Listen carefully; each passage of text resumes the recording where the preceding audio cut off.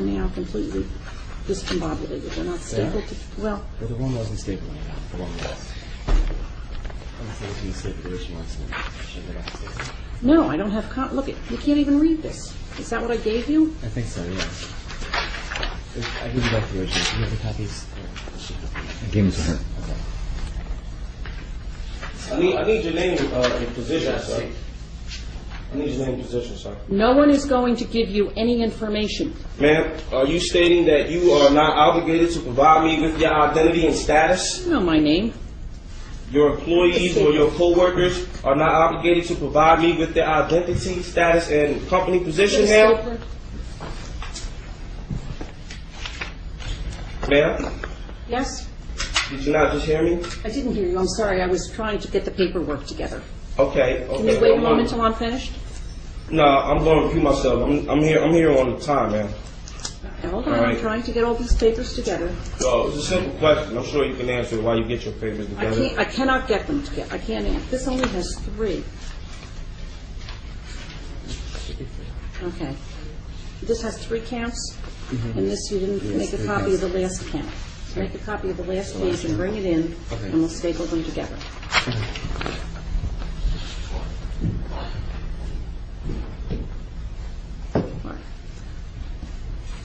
All right, Noble Amir KCL. You complained about discovery. I think I've addressed that. I'm giving you the copies of the indictments, and you said you've never been interviewed.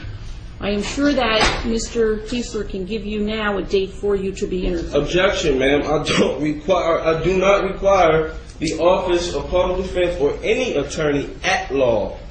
Well, you told me that you were complaining that you hadn't been interviewed. No, what I stated was, if he was representation on this case, he has not provided assistance.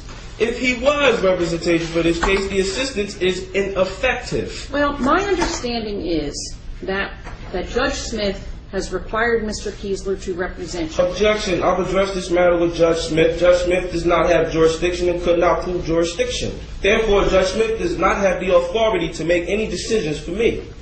And neither do you. And neither does Mr. Kiesler, and neither does the Office of Public Defense.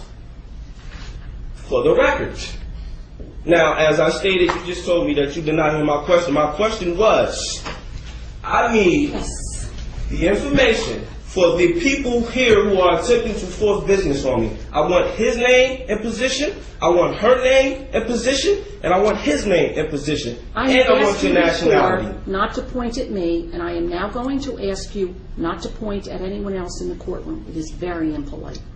No problem, ma'am. Now I'm asking you to answer my question.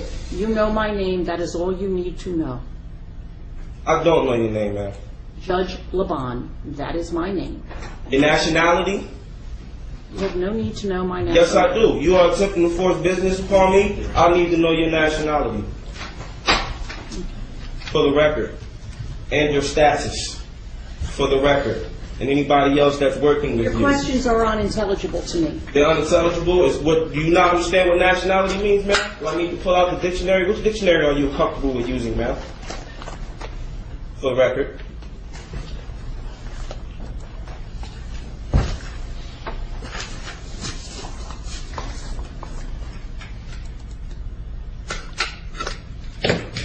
All right. The record should reflect that I am going to give to Noble Amir KCL,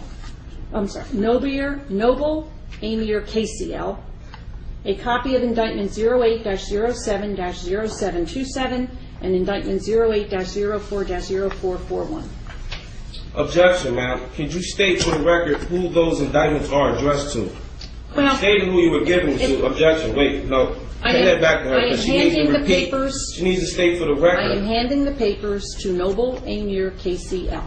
I need to know who's on it, ma'am. It doesn't matter who's on it. Yes, it does. I'm giving you copies of papers. I need to know who's addressed to. Read it. If it's not addressed to me, read it. You've not read my notarized affidavits. Read it. You've not read my notarized affidavits. Right. Well, this is what I'm going to do. I'm going to give this matter another date.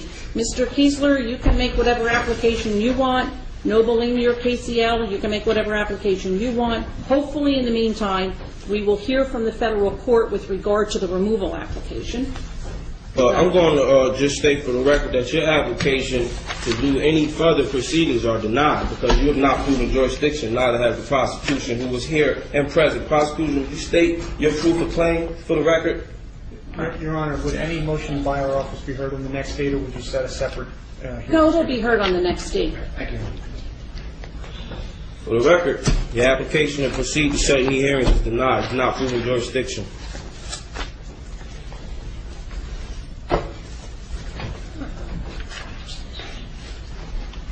April 6th. Denied. Thank you, Your Honor. May I be excused, Judge? This is the only notice that I will give Noble Amir KCL at the April 6th date.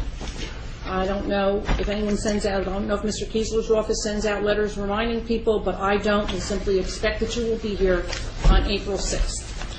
And For the please, record- let me just say this.